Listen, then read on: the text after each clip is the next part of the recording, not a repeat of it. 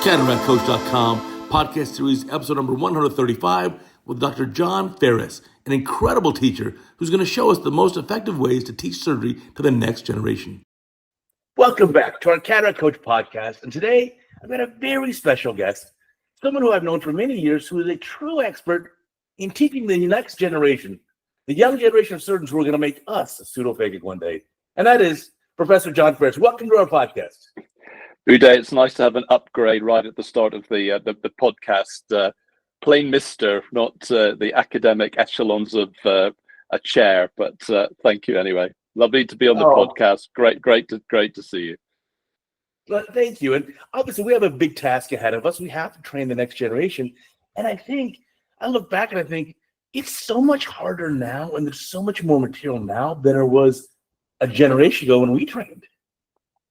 Yeah, it's harder, but it's safer. And as you know, we caught up at ESCRS in Copenhagen, and for 3 of those 4 days, I, along with 30 other colleagues, were teaching from 8 o'clock in the morning to 5 o'clock at night. We put 220 European trainees through the ESCRS simulation lab. So we'd 8 ICs, 8 stations for Model Eyes, and just giving the Europeans a flavor of what US residents and UK residents kind of take for granted, which is the facility to practice their surgery, develop their skills away from patients, and then go on safely to transition to live surgery. And I've been doing it for 10 years in Europe, and it's still sadly predictable when these residents come through. They've completed their 3-year residency, and I would say 90% have had absolutely no surgery at all. Wow, that's like literally nothing. There are countries where the norm is to not do surgery, and you have to do some sort of apprenticeship later and learn on your own.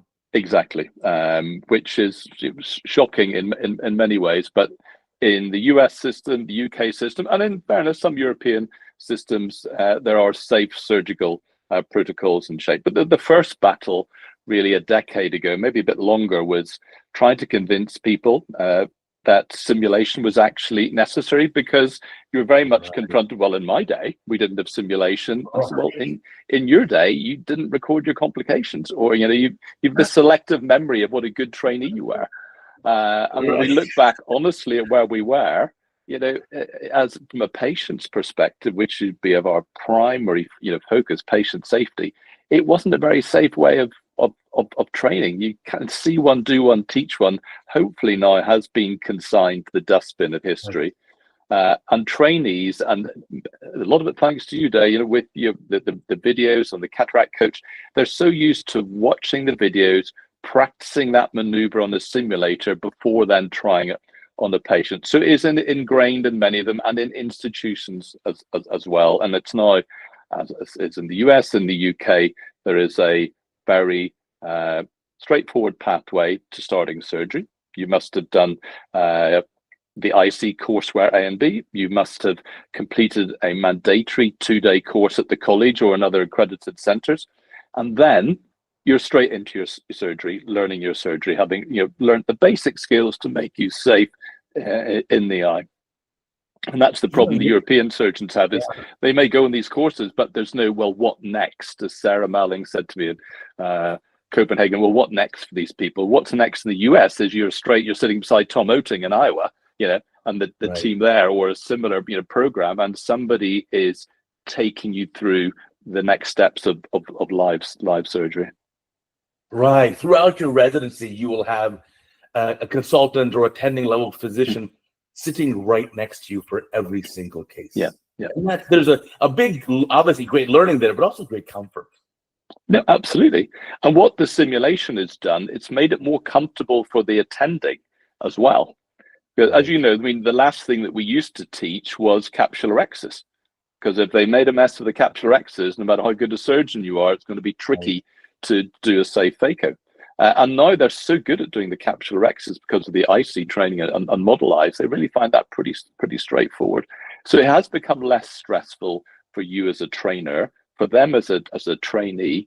And we've proven with the big study that we published in the BJO that simulation reduces complications. There's RCT level evidence for that in glaucoma surgery, small incision cataract surgery. So for the doubting Thomases, if there are any out there, which I don't think there are, but it does work, and that ultimately saves money. It reduces litigation, reduces complications, and of course it's much better for patients. Yeah, very true. You know, I got to tell the young ophthalmologist, you're not joking when you said the old dogma was see one, do one, teach one. That literally, that phrase was said to me throughout medical school and even beginning of residency. Yeah, that literally was the dogma. Yeah, I mean, I'm old enough now, and I'm a bit older than you. That we started with, extra cap. I did do the good extra. I mean, the beauty of phaco is it's actually quite an easy operation compared to doing a good extra cap. You've got somebody with beautiful hands, a lovely section, 5 beautiful corneal sutures, 0 astigmatism. That's really hard to do. And yes, it is a safer operation, phaco, but when you were training, that was quite a hard thing to learn. Ended up eyes that started to look a bit like what the US would say a football, NFL, shaped ball with like 6 diopter sills. You don't get that anymore. Or strabismus surgery. Often though, the first year resident was give them the squint to do, as if that was an easy option.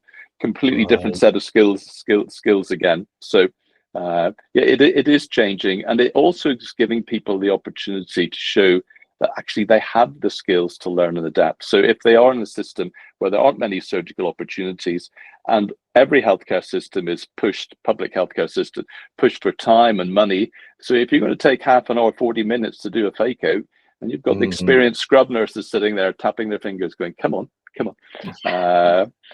There's all sorts of pressures. And if you've practiced with your simulation, then you're going to be faster, you're going to get more surgery, and it's a self-fulfilling prophecy.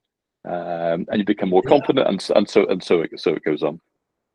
Yeah, thinking back when you mentioned the IC, we were one of the first programs in the US at UCLA, my former program where I used to teach hands-on, to get the IC, and we actually had to publish some papers just to show, data will show that it actually makes the residents better surgeons to go through the program. Yeah. So the paper that I first presented at the AUPO meeting, which for any educationalists listening, I really recommend it as a fantastic meeting to go to. We presented it in 2018-19. So we had 263 residents in 29 hospitals, first and second years, completing just over 17,800 operations, each of which is recorded electronically in the Royal College of Ophthalmologists National Database, case mix adjusted. And it showed here were the complication rates, PC rupture before introduction of IC and after, fell from 4.3 to 2.6%, 38% reduction in PC rupture rate with the induction of IC training. And that, when you look at the cost of litigation, and Larry Benjamin and Brian Little have done some nice work that's looking at the average cost of a PC rupture in the NHS. So cost and equipment, return to theatre, cystoid macular edema, litigation, it's about £4,000, about $5,000. So if you can reduce the PC rupture rate, 450 cases a year, that's a lot of money. That buys you a lot of simulators. Yeah, in fact, it does. So the evidence is there that it works, and the work done by Will Dean in Africa, looking at glaucoma surgery, trabeculectomy, particularly topical in the US. There's that great editorial in Ophthalmology Glaucoma by I think it was Mark Sherwood and Kuldeep Singh, saying trabeculectomy must survive, because with all the MIGs and all these sort of fancy but perhaps less effective operations for proper glaucoma, there are states in the US where trabeculectomy isn't carried out, North Dakota and a few others. So if that dies out, then when people have serious glaucoma and need a proper operation, they don't have that. And simulation is great for that. The retinal buckling, still a small proportion of retinal detachments require a retinal buckling procedure, not a vitrectomy.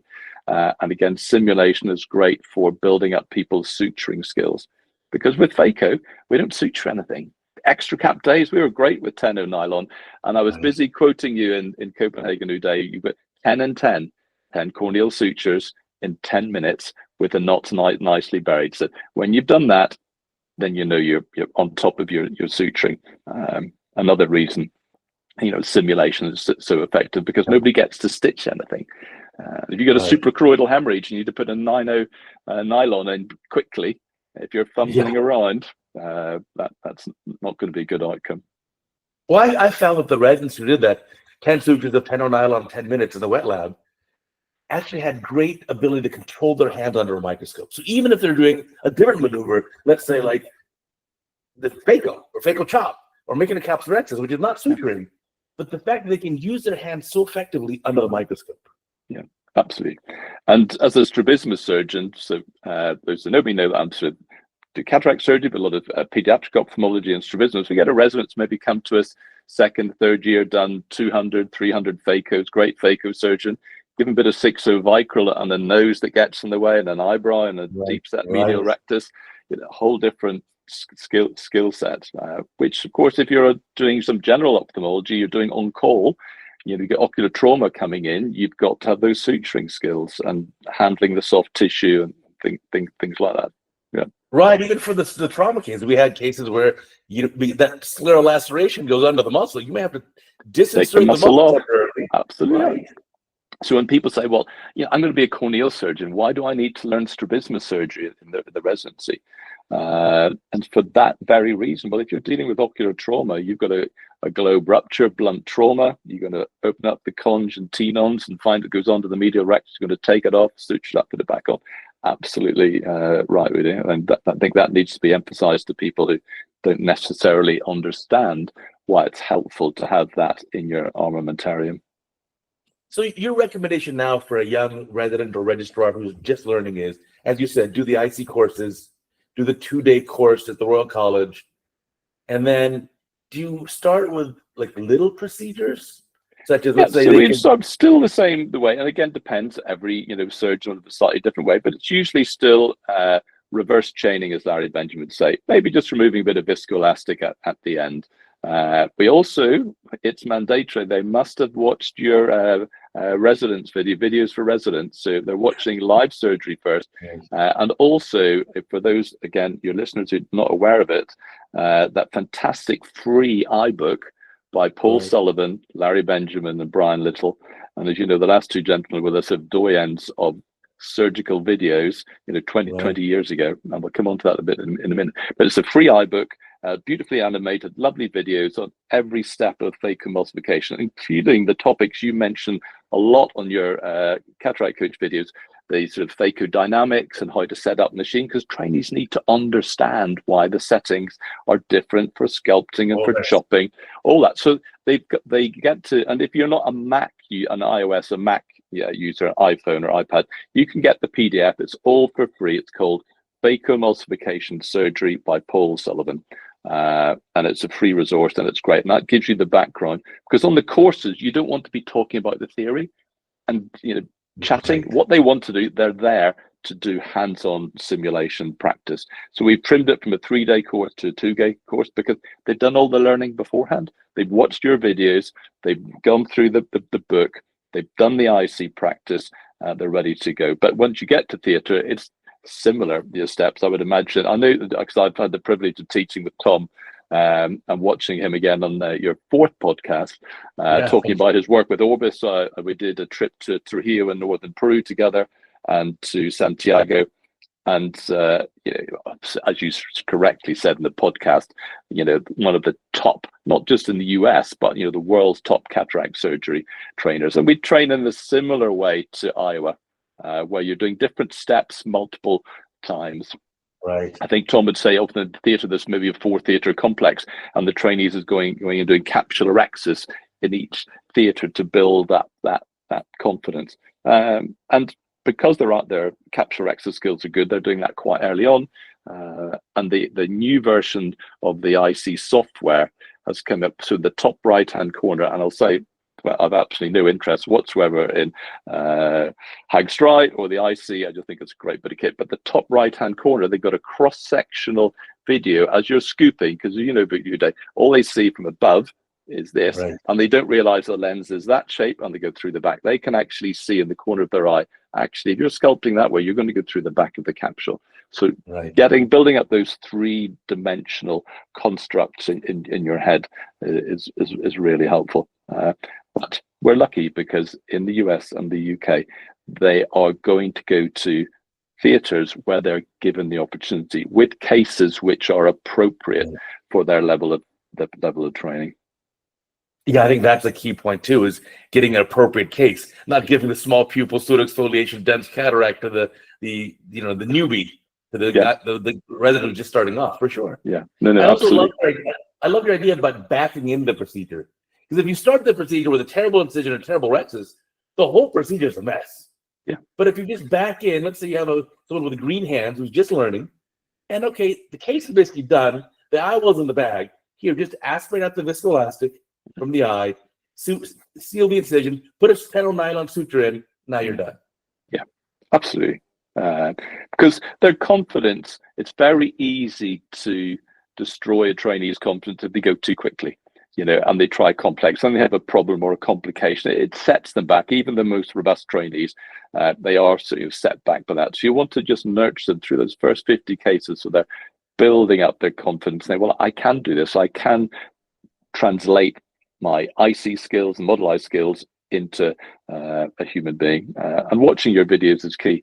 At our podcast recently, we spoke to Arthur Cummings, and I know you've interviewed Arthur in the podcast, but he had an 8-year gap where he was doing no cataract surgery when he moved from Pretoria to Ireland, just doing LASIK and things. And the question I asked him, well, what was it like? I mean, he'd done literally thousands of phaco's. Going back to surgery after an 8-year gap, he said it was terrifying.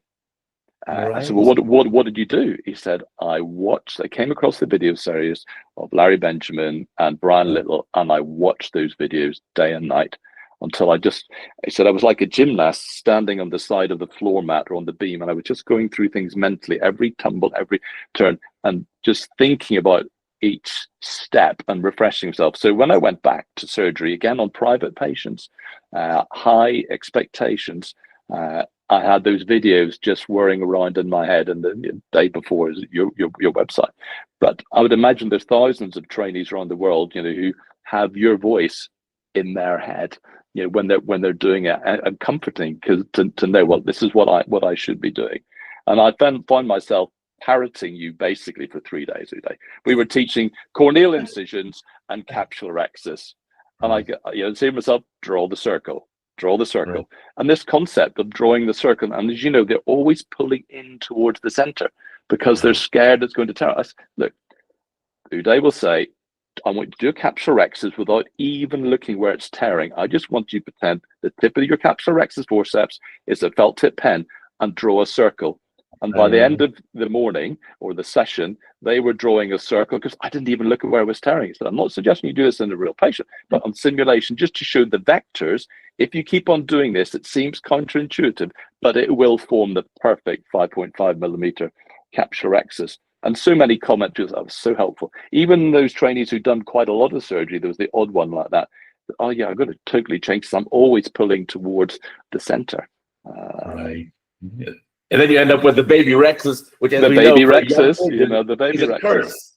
Yeah. The baby rexus. If you do a 4 millimeter rexus, your surgery is going to suffer. You're going to suffer. Yeah.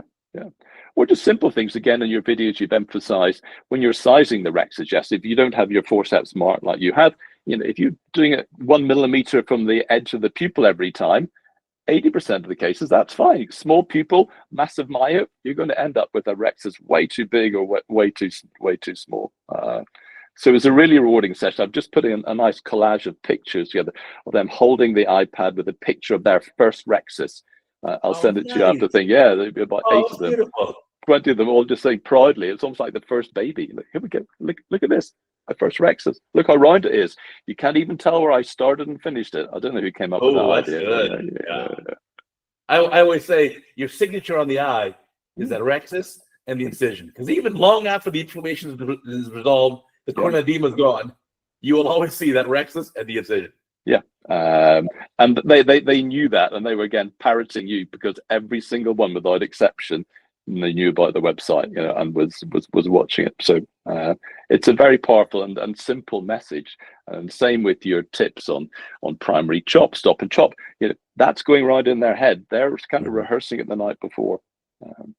Yeah, and just it's a new world. I have to be thankful to people like Bob Yosher, who a generation ago was truly the godfather of ophthalmic surgical video. I used to go borrow his VHS tapes from any attending who had them. Let me please borrow those tapes. I'd go home and study them in low definition, no less. So he's clearly the godfather. But I think ophthalmology so lends itself to learning from a video. We have brief surgeries. It's easy to incorporate the recording system into our microscope. Yeah. And people like me with a short attention span, if I put a 5-minute video up, I can watch 5 minutes. An hour video, I make it bored. Yeah. And the other thing that you've emphasized, I knew that our mutual friend Sunil Mamtora will emphasize, and that one of the video competition that he won with you was actually you being your own, harshest critic. So encouraging the trainee, record every surgery, watch every surgery back, maybe with a friend, a couple of mates get together. Here's my videos for the last week, and do it together in a friendly way and say, well, that Rex's bit off center. And you just refine it, but you've got to look back at the videos. You've got to watch the videos again to do that. And if you record every case, so if there is a complication, you can say, well, how did I manage that PC rupture? How was that anterior vitrectomy? Could I have done it better? And being honest with yourself, because that's how athletes improve. Right. Yeah, that's how musicians improve. Right. And when it comes to simulation, people say, well, I just get all my practice in the operating theatre. Rory McIlroy just doesn't go and hit golf balls, in a competition. He's out there every day trying to get better. Especially the Ryder Cup just around the corner. All these people, 4 tennis players play a match, they knock up. They warm up, and there's something that surgeons, I don't know, maybe we're just too arrogant to think that we can't improve. And again, another lovely phrase from Arthur Cummings, who I can't remember who he was quoting, a colleague who'd said, if I've been away from work for a week on holiday, I can tell the difference. If I've been away for 2 weeks, the scrub team can tell the difference. If I've been away for 3 weeks, patient can tell the difference. Interesting. Yeah, I see that. And I think what COVID is, two advantages of two sort of slight silver linings to the whole, COVID pandemic. One is that it made people realize that a break from surgery is a stressful thing to come back from.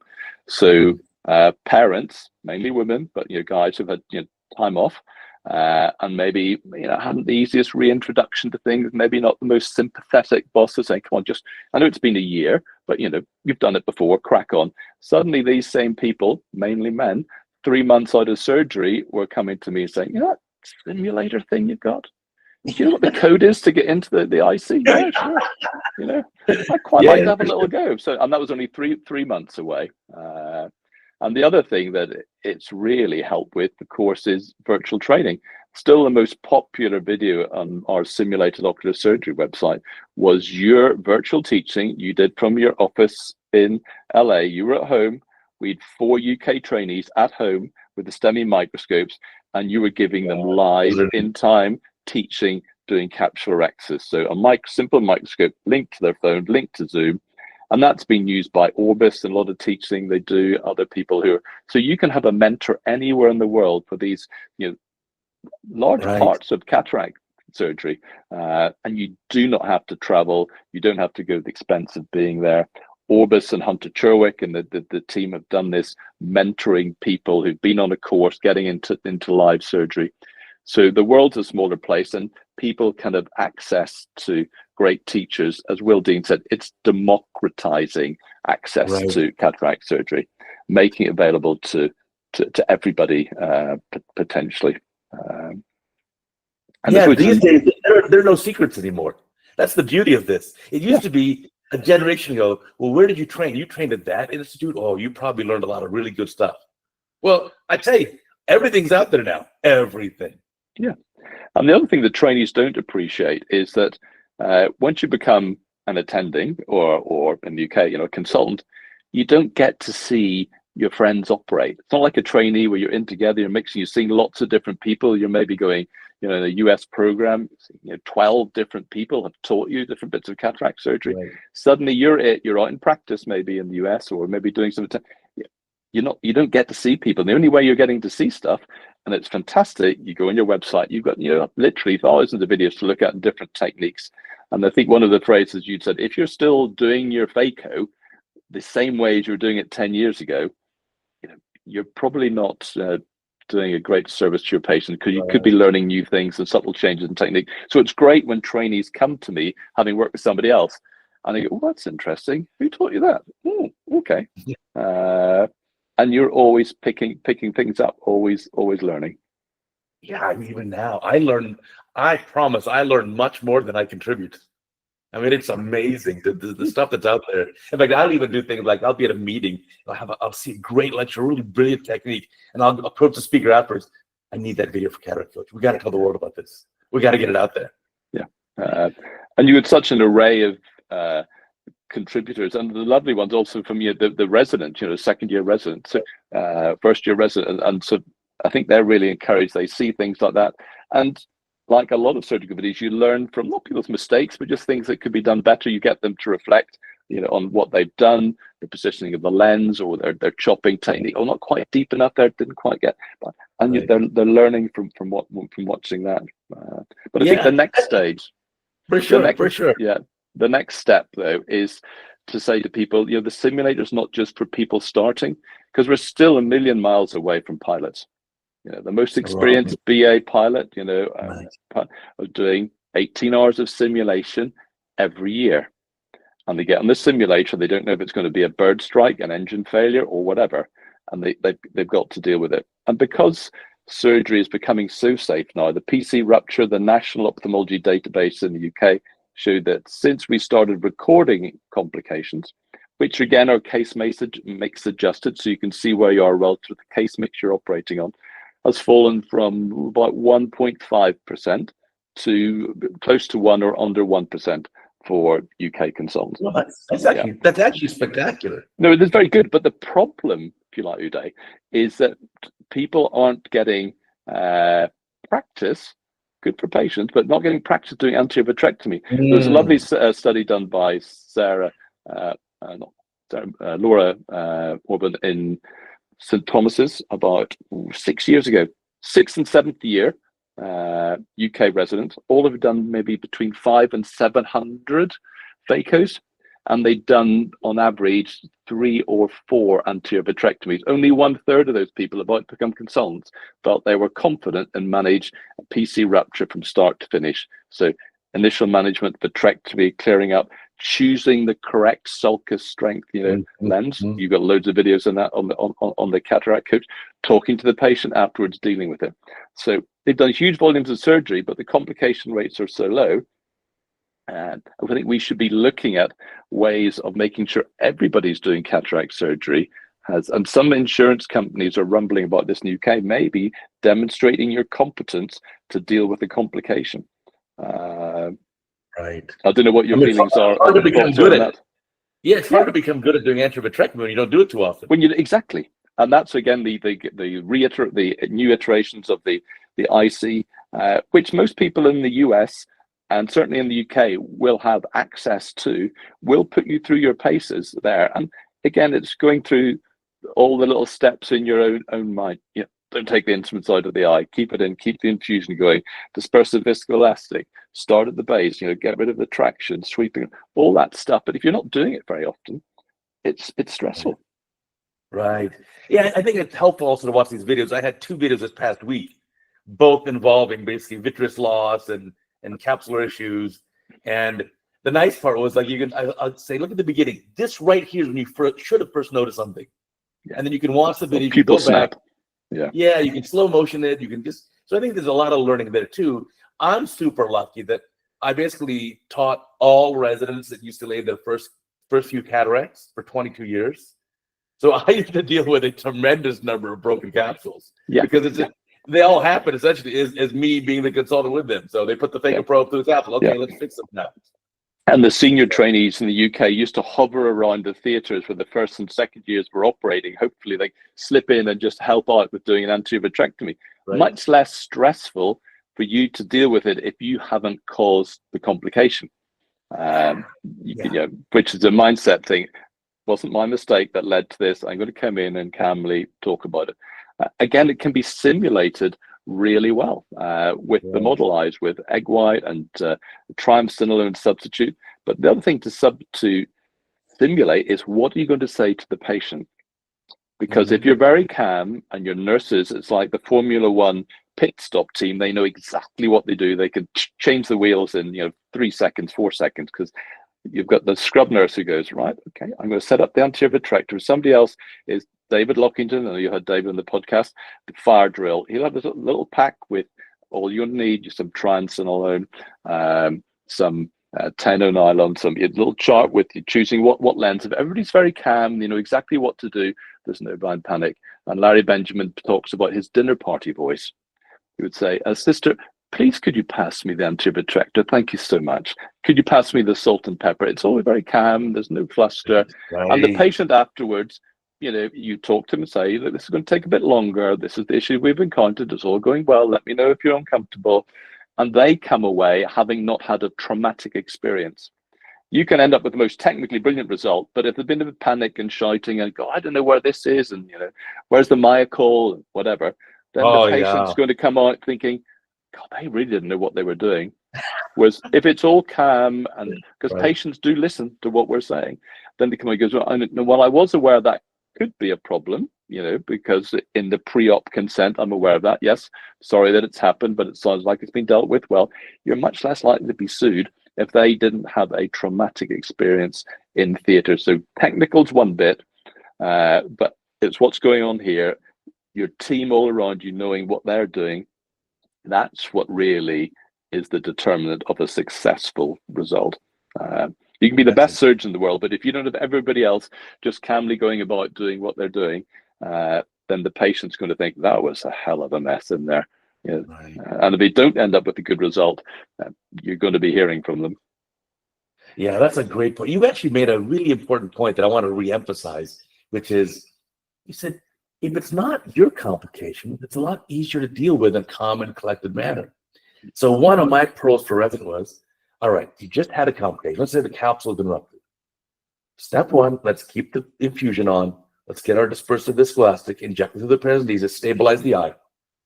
Now you stabilize the intersegment, you come out of the eye. Stop. Let's take a breath. Exactly. And now, let's imagine this patient was referred to you right now to fix this issue, this complication. Now, what's the best way to proceed? And if you take that one step back and you look at it like, okay, the patient was sent to me to fix this issue. How should we do it? You do a much better job. Yeah, really do. And in the US, they're doing great work. The SCORE team, Shazad Mayan and Grayson, Tom Petty, all these guys, put together a really lovely curriculum for advanced surgical skills. I was asked to contribute to the anterior vitrectomy one. And it's that pause, just stop. The eye's now safe, instruments out, pause, gather your thoughts, and then go. I think it's really good. And breathe and breathe. Because again, Sunil presented a really nice paper a couple of years ago looking at the IOL implant, sulcus IOLs in our region, Bristol Eye Hospital, our hospitals, about 250 cases of PC rupture. The correct IOL was only put in about 30% of cases, 40% of cases. Well, sometimes the correct IOL went in, but they've gone about calculating the wrong way, and you can argue about if you do optic capture, what you choose, but they hadn't taken into account the different A constant, the position, and all those things. So if you're flustered, it's very easy to end up making people compounding the problem by making them a bit myopic or a bit hypermetropic, when if you've been calm and paused, and maybe the biometry isn't to hand, on scrub, go and have a look, do the calculations, come back, scrub up again. and do it. And that can be that's simulated scenario where you could put people in that stressful situation. I think it's a really good thing to do. You don't even need any modelizing. PC rupture, there's the biometry. What are you going to choose? What's the lens?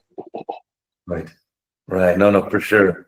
For sure, to put yourself through the paces, make sure you know what you're doing there. And the other thing that I always would tell the resident, okay, you've had this complication. It's going to be a longer procedure now. Give more anesthesia. Don't do the full vitrectomy under topical anesthesia. This patient deserves more anesthesia. Yeah. Systemic as well, if you need to. Yeah. No. And it's what people worry about, I would imagine, in the US when they go into independent practice, because what average is 250 cases, 200, 250 in residency. Yeah, probably, let's say, somewhere in that range, probably low 200s. And they've maybe done 1 or 2 anterior vitrectomies. Right. And for those, when you eventually go out into practice, there's nobody beside you. You're it.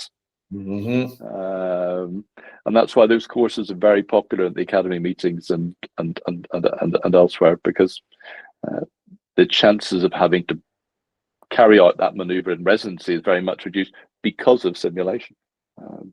Right. No, I think it's been a world difference here. Absolute world. Yeah, and we no longer. I was one of the residents where we had to do 10 old-fashioned extracapsular surgeries with the corneoscleral scissors, which arguably, as you said, is a tougher procedure. We had to do that before going to phaco. Now we don't. Residents, obviously, for the last many years, start with only phaco. But then the catch is sometimes they'll finish their residency training not knowing how to do MSICS, which I think is supplanted ECCE. Yeah. But just you've got to learn how to do that. I would tell them, make a list of things you must learn in your residency, and the onus is on you to make sure you get that experience. Yeah. And that's a philosophy we follow in our teaching in the UK. Is you're fortunate you've got access to all this simulation material, you've got access to practicing facilities. It's entirely up to you how much you want you make use of it. But unless you can say strabismus surgery, you can show me you're competent to do a nice safe scleral suture, secure a muscle on the model eye before you start with me, you can spend 6 months with me and get no surgery because I won't let you operate. Now that's never happened, but but those people like Rebecca Jones and others who really put the effort in, they come in on day one having spent the preceding month practicing because they're coming to a strabismus firm already up and ready to go. And we presented a nice paper, APOS, in New York a couple of years ago to show you do not actually need anybody to teach you the basics of strabismus surgery. So we took 8 first-year residents who'd never seen a strabismus operation and a little ping pong model eye with some foam. They watched the videos on the simulated ocular surgery website, and we said, well, once you've watched it once, just scleral pass, nice safe scleral suture, because with the scleral sutures, you just press on the sclera, let the spatulate and needle doing the rest. You don't do a dip like with the corneal suture. And how to secure a muscle. So we want you to record with your phone your first attempt, and you have the scoring matrix. And they're all scoring, 1 or 2 out of 10 in the scoring matrix. Now for the next week, watch those videos and practice until you think you've got it really nailed, and record your best one at the end. And they're all scoring 7 or 8 out of 10 with competency. And that's with nobody teaching them anything. So one of the barriers to simulation training is attending. Is not say, I don't have the time, I'm busy, I'm doing this, I'm doing that. But if you can give them access to videos and practice, and they can record themselves practicing, it only takes you 5 minutes to look at the, that's good, no, hold the needle, hold it in a different way, that pass was a bit deep, and 2 or 3 minutes of your time gives them the tips to carry on their practicing. So we showed that even when they had a 15-minute virtual session with me one-to-one, I didn't really improve what they were doing very much at all. They had taught themselves by watching the videos, reflecting, and doing, again, just to get to the stage where they're safe to start placing scleral sutures and putting a suture in the eye. That's fantastic. In fact, because time's the problem for the trainers. Busy attending, busy programs. But what's interesting is that we teach ourselves now the entirety of our careers. So 5-6 years ago, I wanted to learn DMEC. Well, I watched a lot of videos. I called some colleagues. I said, "Give me some pointers." And I didn't just watch videos. I studied them like over and over and over again. And then you basically have to teach yourself. If I think back when I did my training, or you did your training, these things didn't exist. There was no femtosecond lasers. There was no we had I didn't have any trifocal lenses. In fact, I didn't have toric lenses. Certainly didn't have femtosecond lasers. I didn't have the chop. There was no anti-VEGF. There was no OCT machine. No. So it's just I know when you think back, how did we diagnose cystoid macular edema? You kind of, looked at, you got your 90D. Yeah. Right. I think, so technology has really equalized the playing field. So in the old days, if you look back to Don Gass's Macula Atlas, what an incredible retina specialist he was. Because the pictures he drew before the advent of OCT look like OCT images. Yeah. My gosh. So he clearly had the ability to see this. But now with an OCT image, even a Dumbo like me, I can just look at the OCT image. There you go. But if I look at the slit lamp, with a 78 diopter lens of that macula, I don't know if I'll see that. Yeah. No, you're absolutely right. And you look at Gass's papers when fluorescein angiography came out in the early 70s. It was a whole journal, wasn't it? It was all full of his papers from Bascom Palmer. How they came up with that. So it has changed completely and even the cataract surgeons. It's nice to be able to look at an OCT. Well, looking at the OCT beforehand, picking up early epiretinal membrane, pigment epithelial detachments. The importance of the tear film, we're much more clued up about that as ophthalmologists. Now a lot of every refractive meeting, quite rightly, you go to is this is the first refractive surface of the eye. If you want nice accurate biometry, you get all the fancy lenses in the world. If you don't have accurate biometry, if you haven't treated their dry eye disease, and some amazing kit now for looking at meibomian gland function, tear film breakup time. All of these things need to be addressed if you're going to have good results. Right. I mean, for sure, here in Los Angeles, boy, dry eye disease is a big deal. We're such a dry place. Like today, I know it's already September, but it'll be 30 degrees Celsius today. It'll be 10% humidity.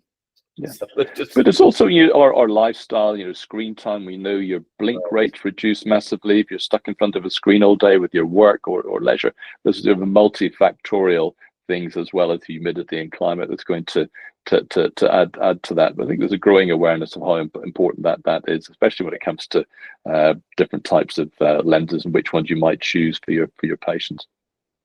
Yeah, no, absolutely. So I think young residents today, young registrars, just be prepared. You need to keep teaching yourself the entirety of your career. Yeah, because when you started, you were probably like me. It would have been divide and conquer. Yes. I would imagine that's what you even worse. I had a faculty member who said, "No, you got to bowl it out. Only bowl it out. One-handed phaco, only just bowl it out." I was like, "Wow, okay." Yeah. So the other interesting thing I've been lucky enough to be involved with is teaching in Cape Town with an amazing team there, supported by ESCRS.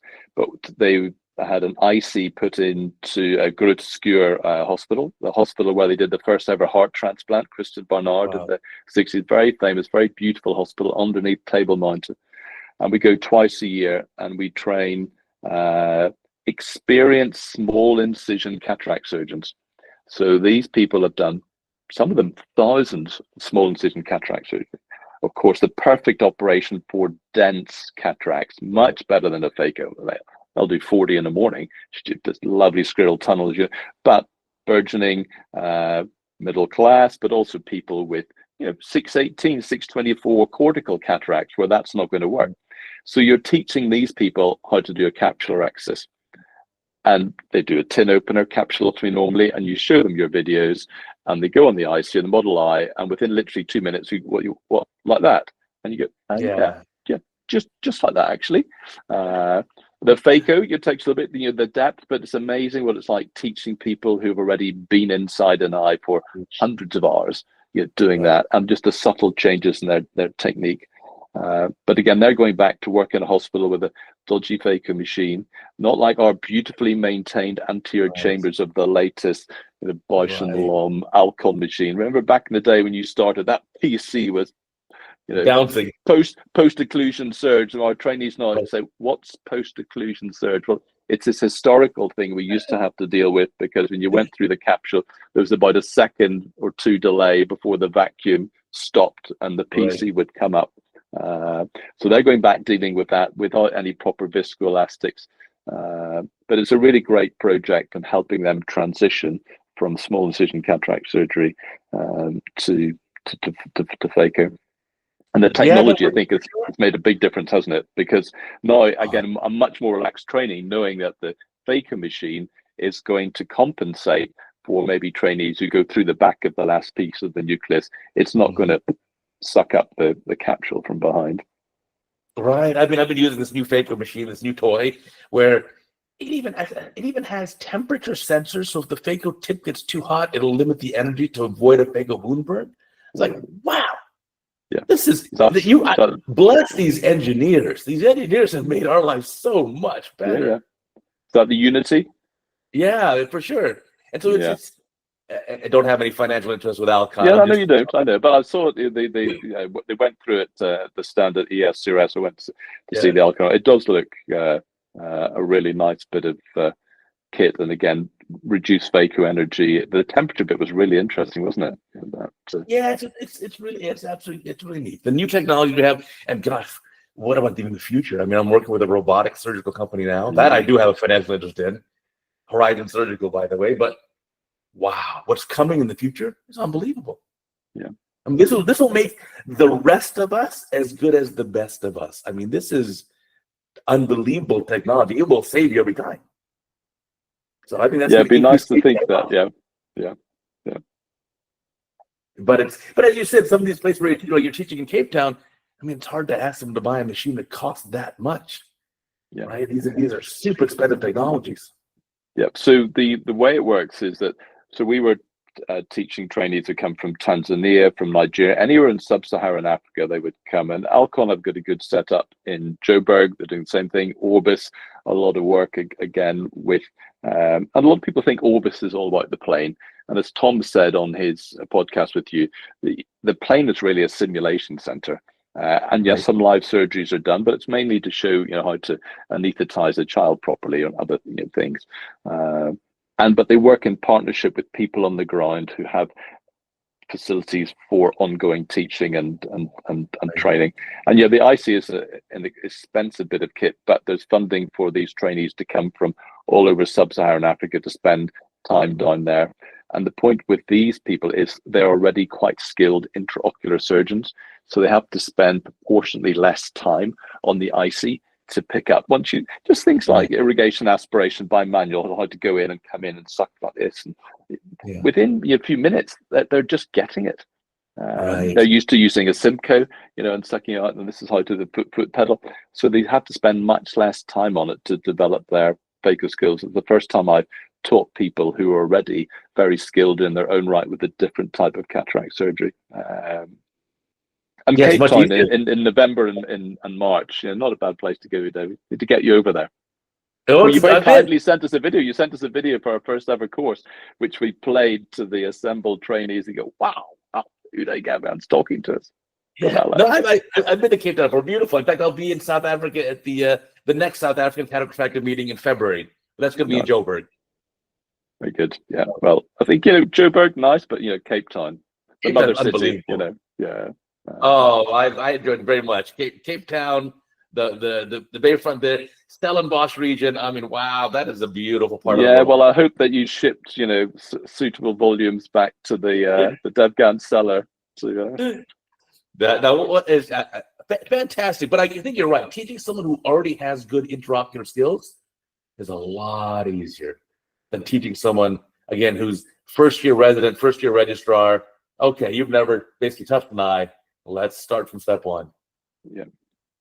So Uday, question for you. We started a podcast a year ago called Eyes and Tomorrow. And the concept is that myself, being an ophthalmologist, have hooked up with a very good friend, Dermot Keogh, who is an optometrist. Now, he's from Southern Ireland. I'm from Northern Ireland. You think, as you know, historically, there has been difficult relations between those two parts of the same Ireland, but we're great mates. We come at things that's from slightly different perspectives professionally, and it's been a fantastic way of listening to what optometry are up to, what ophthalmology, and great guests like Arthur Cummings, Keith Barton, Paul Foster, and it's kind of right. People said it's like desert island discs for ophthalmologists. It's sort of like what you do. You want to hear a bit about the person themselves and what they've done. But what was striking, you may have found out with all the people you've spoken to, is, and it's helpful getting us over to trainees, these amazing people, often started off on a completely different track, or where they've ended up. So Keith Barton, one of the world's top glaucoma surgeons, he did a corneal fellowship in Bascom Palmer, and wound up being Arthur Cummins was going to be a urologist. Andrew Dick is amazing, a uveitis specialist, going to be a rheumatologist. And quite often there's just little forks in the road that they went on and just changed the path, and had the bravery really to change track and to do something different. So a lot of trainees sort of worry about, what should I be doing next, and should I have the next 10 years planned out? What would your advice be to them when it comes to their careers? I know it's slightly different in the US, the structure, what to do after residency, but what would be your pearls for them, to say UK trainees? Because if you look back at your career, there's no way you would have, I would imagine, thought, this is where I'm going to be doing all these other things. Yeah, the day job, that's what I thought I was going to be. But all the other multifaceted areas of your career have happened because you've taken opportunities and run with them. Yeah, I think I have never been good at predicting the future. I think none of us can. So when you worry about what you're going to do in 10 years, you're needlessly worrying. You need to not worry about that. And I think focus on what you're doing now, and then look at opportunities. And if you decide you want to pursue an opportunity, just do it. And then I also have no regrets of whatever I did in the past. And in the US, for sure, majority of people who finish their training and take a job, that first job is like your first girlfriend or boyfriend. They're nice and all, but may not be the one you're with forever. Yeah. And that's okay. That's okay. Life goes on. Yeah. So find your best fit. And then I also just thought it was a great idea. Every 10 years, maybe switch gears a little bit. So I taught resident for 20 years, 22 years. That's enough. I need to pass this on to someone else. So someone has stronger coronary arteries, so maybe it's only in their 30s. Yeah, there is that. Let's pass this on. But then let me look at other opportunities. And sometimes you don't know what's going to hit. Yeah. You don't know what you're going to really love. And then finally, ultimately, you want to find what you absolutely love. So for the first 6 years of my practice, when I was, 30 to 36, let's say, I did everything. I thought my training was so good where I did residency that I did basic eyelid surgery, strabismus surgery, glaucoma surgery, cornea surgery, cataract surgery. I didn't do partial vitrectomy, sclerobuckles, but I did all the diabetic lasers. I was happy with everything, intravitreal injections. And then finally, okay, that's nice and all, but I actually only really like cataract and refractive. And even among that, my practice is 90% cataract, 10% refractive, or you could say keratofractive. Interesting. Because I like cataract much more. I can't. But my family asked me, like, aren't you bored of making those dumb cataract videos every? I love cataracts. That's the thing. But people who are not ophthalmologists, Uday, they don't realize that they don't get bored doing cataract. Everyone's different. Every single one is different. And if you're looking at the bread and butter, when I'm talking to third-year medical students, because they come through my clinic, and they're young and often they're quite naive, and if they haven't come from a medical background, they don't really know about the different specialties and family medicine, all the other different options. Well, it's really important to choose something you're going to be happy doing, with the rest of your life. So how am I going to know? Well, speak to the junior residents, senior residents, younger attendings, in their 30s. Speak to people in their 40s and speak to somebody in their 60s. And if you come across a specialty where people in all those age groups are still happy and still like going to work, then there must be something there in that group. Because it's very easy to be seduced by maybe amazing time in the ER, seeing all this really cool stuff. But you think, do you want to be doing that when you're 45? On call? Maybe you do. Great, but think about it. And one of the problems that our UK trainees have when they go out socially is when they speak to their non-ophthalmological mates, they've stopped being asked, how are you getting on? Because they're kind of sick. And people say, oh, it's great, I'm doing this operation, doing that, really loving it. Go, just You know, don't want to know. Bloody ophthalmologist, really happy, smug, you know, not getting out of your bed at night, the rest of it. But it's important to look at the whole package and go into a career or a subspecialty for that matter, knowing is, well, what's life going to be like? You know, Right. what's going to still keep your interest going, and that's why if you've got an educational bit or a business element to things, you're involved in management or leadership roles, all those can be, you know, complementary to your clinical work, which is your core work. But I think you need to have other things. If you were just doing the day job you were trained to do, in 20, 30 years, you might get a bit stale. But if you've got lots of other things and surrounded by young trainees or interesting projects or work abroad, it does keep you young. People say, well, why do ophthalmologists keep on working into their 60s and 70s? I think because they enjoy it. Because it's not work. But it's a hobby we get paid for. Aren't we lucky? Right. You know, how cool is that? No, I think listen, I'm thankful every day to be an ophthalmologist. I mean, what a blessing this has been. But again, it's not for everyone. But if you're in ophthalmology, you're looking about what's my first job going to be, just go into it, open mind, open arms, make of it what you can. If it's the right fit for you after a while, stick with it. But it's not, okay to change gears. And then I always encourage, pursue some sort of side project that you like. Maybe you like to do some research, and I'm not good at bench research. Maybe you like to make videos. I like that idea. Maybe you like to travel and teach hands-on surgery. Do that. Maybe you have an invention you wanted to pursue. Definitely do something else. Yeah. And we spoke in Copenhagen about another aspect of things I've been involved with is recruitment, is actually selecting the next generation of ophthalmologists to get onto training programs. So I had the pleasure of working at the Royal College on the training committee for a decade, as I was head of program in this part of the Southwest, Sure. and I was involved in changing the way we recruit ophthalmologists. I know we spoke a bit about this in the past, the sort of UK system, which is one set of national interviews where we were all doing exactly what was happening in the US 10 years ago. Every deanery, in which there were about 17 programs, if you like, had the same had separate interviews, and every trainee would travel around the UK. Not as onerous as traveling around the US, but still travel nonetheless. We go to multiple interviews, and then you weren't quite sure if they'd accepted your job. Were they still going to accept it when they'd been to the Moorfields interview or the Oxford interview? And we just decided that actually we're all asking the same questions. Why not just do it in one centre with representatives from each training program there, with carefully collated questions for probably about 3/4 of the trainees who applied. They went through a sort of a pre-test to get them there. And in 2 days, you interviewed everybody, and they had a score from the 4 interview stations they went to separately on the day, and their CV, their portfolio. And it seems to work really well in improving access to training programs for ethnic minorities, for women. And the quality of trainees is still fantastic. And the other thing is that the trainees choose where they go. We don't choose where they go. So they will rank the training programs. And if you're highly ranked in your group of trainees, you're more likely to get your first or second choice. So the vast majority of trainees who come to us in August, we've never met before, never set eyes on them. Well, that's interesting.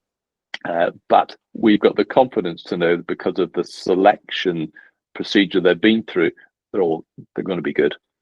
For sure. And that's quite a leap of faith. And it took a bit of persuading. There were 3 of us on the committee set up by the college to go to our colleagues. But once they'd been involved with the interview process, saw how it worked, they could see how fair it was, and how it was good for trainees. And of course, the cost savings are huge. One set of interviews, and I know we spoke, it's done online, well, even cheaper, online, and fairer, and you end up still with great trainees coming through. But it does require a bit of a leap of faith to think, well, I didn't actually see them beforehand. And I know there's multiple reasons why that might not work in the US, but in other people involved with training programs and they're listening all around the world to the podcast, might be something to think about, because I think we could still be doing better at making it fairer, how people can get a foothold in our great specialty. Yeah, it's I like the approach, because in the US, the onerous part is that there's so many residency programs, let's say 120 plus, and you have so many applicants who apply to like more than 100 programs. Yeah. So let's say for for a program offering 8 positions per year, you may get 500 or more applications. Yeah, that's a lot of time to shortlist. Yeah, it takes a lot of time. Right, it's really difficult. And then now, fortunately, a lot of the interviews are done online. Yeah. But in the past, before COVID, you had to fly across the country. You could say, okay, maybe at most I could interview at a dozen programs, 15 programs, and then you'd be on planes all the time. And it's a huge cost because you're flying from the West Coast to the East Coast to, to Florida, to Washington State. You're crisscrossing the whole country.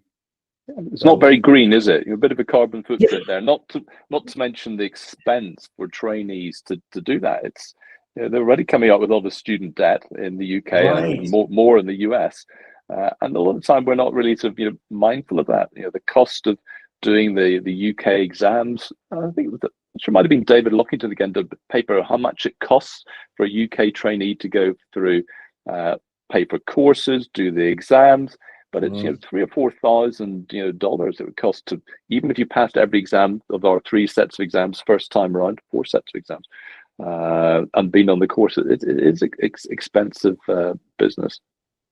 Right. Well, even afterwards now, even when you're in practice now, right? Every major society wants, let's say, $800 or $1,000 a year to be a member of it. To register for the meeting, the same thing, $800 or $1,000. To write the fancy letters after your name, okay, that's more. You want to be board certified. The board certification company wants money every single year the rest of your life. Like, wait a minute. Wait a minute. But so I guess such is life. But I think that's a nice opportunity to have all the people getting interviewed basically at the same time. It makes life a lot easier. Yeah, and pre-COVID, when it was face to face, the trainers loved it because one time, apart from maybe a meeting, but you'd 100 mates who were there. You all get together, and A, you felt you were doing something worthwhile, but B, in the evenings, chatting to them. It was a really great networking. It's the closest we could get to AUPO, where everybody who's interested in education is there. And they all had a say in the questions, and they'd look at them and make sure they were happy with what we're doing. I think it's been a really positive step to get good people coming through the program. The problem is we're getting more and more people. The genie is out of the bottle. People in medical school realize how satisfying ophthalmology is, so more and more people applying. I think we'll have over 2,000 people maybe applying this year, certainly pushing. Wow. For how many 80. Wow, that's unbelievable. So it's that when national recruiters started with maybe 400, 500. That's 4%. Yeah, it's 2,000 down to 80 is what, right? 2,000 down to 100 is 5. It's 4%. Yeah. Wow. So a lot of disappointed people out there who don't get on first time round, but many of them will apply again and get through. I think if I had to apply right now to ophthalmology all over again, We always say that. Thank goodness. I'd be a GP, man. I'd be a straight up general practitioner. I'd be just doing aspirin band-aids. That's all I'd be doing. Absolutely. No. Absolutely. Yeah. It's just unbelievably competitive. Now, I'll tell you, I'd love to hear what the interview questions are, because I only had 2 interview questions that I really want to know for any applicant. They're all smart. They've all done great research. They'll all be fine. My only 2 questions were, number 1, what was the last thing you taught yourself outside of medicine? And it could be anything. So, I learned to pick up a guitar. I've been watching these YouTube videos about how to pick, or I'm trying to learn Spanish as a second language. Love it. Because you got to be able to teach yourself the rest of your career. So show me you can do that. My second question was, describe me what you think your perfect day of residency would be like. You're a senior resident, and you come home one day and say, wow, that was an amazing day. Describe me that day. Well, you better describe our program, because it's literally all I've got to offer you. Yeah. Those are my only 2 questions. So we have actors who are trained to play the role of patients. So and so it's communication skills, and we're trying to say, well, would you want this person to be with you in the clinic? So the first year, so you are in the ER, you're not an ophthalmologist, you can't ask them ophthalmological questions, but you're on the staff. You've got a 50-year-old woman with headaches, and it's quite obviously a raised intracranial pressure headache, the way we've described it. And she's starting to be sick, and she's getting visual obscurations. and you've looked at the back of her eyes and they look like this, and you show them they've a picture of barn door papilledema. Can't be anything else. And oh, by the way, her father died of a brain tumor. So the actors we trained up for a couple of weeks beforehand, so they know exactly how to play it. They're all playing exactly the same way. You come in, and the good person will say, "Well, madam, I've just examined the back of your eyes, and we find this," and they explain in a very gentle way what it could be, and then she'll push them and say, "Could it be a brain tumor?" And say, "Well, it's one of the things we need to rule out. We're going to have an MRI straight away. We're going to look for it, and if it is," and that sort of empathetic approach. But there were some people who would just come in and go, "Oh, I think you've got a brain tumor." And the actors were, no, seriously, the actors were so good, they would just burst into tears, like instantly, floods of tears. And the candidate would look at the two interviewers, which we're not even here, we're just watching, carry on. And that has always been the most discriminatory pathway. Or question. Maybe a simple thing like you're running late in the clinic and their parking's run out. They're going to get a parking ticket because you've been slow in the clinic, and they're hacked off, and you've got this cross patient. How are you going to deal with it? Apologize, diffuse. Somebody's had a complication. You've given somebody the wrong drops. They've had an allergic reaction to the eye drops. What are you going to do? It's just interpersonal skills, human skills. And it's really good way. It was some people brilliant academically, but you see them in that station. I don't want you in my clinic, right? Because you can't talk to people. You don't have any warmth. You can't gauge what's happening in the room. And it's still the question that acting stations are used to make a lot of the decisions. Because you almost take it as read. They're good academically. We can't test their surgical skills. We've tried that. We know it doesn't work. And this is a really great way of discriminating and predictive of who's going to be a good doctor in your clinic. So you don't think testing like a quick run on an IC would be a reasonable thing to do? No, we didn't do that. When people sort of talked about, but of course somebody may have had access to an IC before to practice. So it doesn't work. And what we also tried to do, to your point you're making a few moments ago, is say, look, watch this video. Because a simple suturing, and we don't care if you've got a shake, whatever. We just want to see if you can follow these steps. Tying a surgical, can you actually just follow instructions? So we're testing, can they listen to and follow some simple instructions? And that seemed to work, okay, we thought, but then we saw it was really flat. Everybody was getting the same score. So that we don't do any tests for manual dexterity. Because in ophthalmology now, if you find that surgery is not for you, the medical ophthalmology route is very clearly mapped out for you, and many people choose to go down that, even if they're quite good at surgery, enjoy the surgery. Many go down that route, but at least back in the day there wasn't that option, and there are certainly many people who got through who probably shouldn't have, but they ended up in academic positions doing other things where they weren't operating. But in today's world, they would never have got through a surgical training program. Right. I think we've had that. Out of the 200 residents I've worked with, I mean, certainly there were a couple where they just kind of self-selected, like, I'm going to do something non-surgical. Some did just research, and some did maybe medical retina only, and everyone finds their happiness. Exactly. And many people are making the medical retina decision for positive reasons. They really love the immunology and the drugs and the physicians side of things. For most people, it's a positive decision rather than, well, I can't do the surgery, so what am I going to do? It's actually, no, I've always really wanted to do this. No, it makes a lot of sense. I think the future generation is going to be amazing surgeons, and hopefully one of them will make me pseudo-faking. But I'm still thinking I want to stay -2. I like the -2. But exactly, Uday, I was just going to say, I know you want to be -2. You're going to have a really lovely monofocal, right? Maybe slightly extended depth focus, but you was a -2, very happy, glasses when I'm out walking the dog, but everything else, looking at screens. Right. Yeah, they're always the hardest patients to please. But I said, good luck to the person who's doing your cataract today. They're going on a beta blocker the night before. Are you going to have both of them done at the same time, bilateral, simultaneous, sequential surgery? Sure, why not? Because I'm not that picky on the lens counts. If it ends up anywhere between -1.5 and -2.5, I'll roll with it. Yeah. So it's a little way off, I would imagine. What would you choose?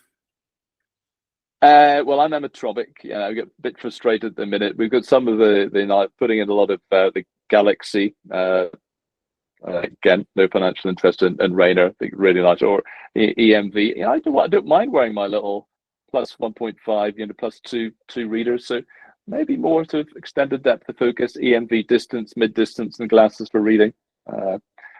Not fussed, but I've got 2 or 3 of my ex-trainees who are absolutely brilliant surgeons who are now well established in the corneal and cataract world. Cool. I'll line them up to do it. I'm holding out for a truly accommodating IOL. So hopefully by the time I'm ready, I'll get like 8 diopters of accommodation. I think that's probably a way off yet, isn't it? Yeah, probably. Yeah. But you know what? A man can hope. Yeah, absolutely. Well, John, I can't believe we've been talking for more than an hour here. What a fantastic conversation. I've obviously a lot to learn from each other, especially from you. And I want to thank you again for taking the time to talk to our whole audience here. Uday, thank you so much for the opportunity to chat to you on the podcast.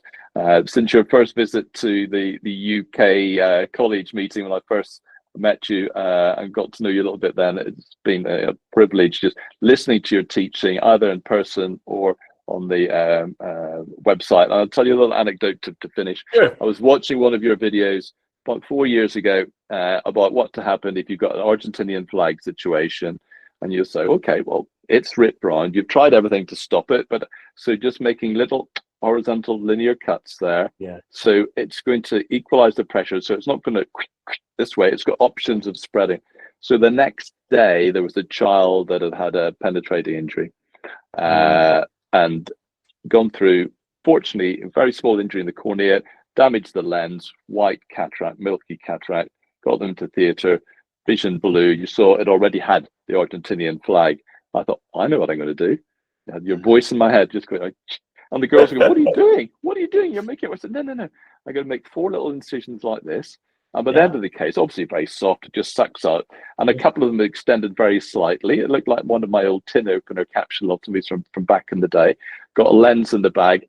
And I wouldn't have known to do that without watching the video. So that child has benefited immensely, from, again, just watching that video. Fortuitous that it was literally the night before that it happened. And that to me was a really powerful lesson that actually there's lots of, you always learn, never too old to learn, pick up new tricks. But that was the most vivid example of how it directly changed what I would have done in a clinical situation. I would never have thought to have made those little slits in the capsule because I just hadn't seen it before.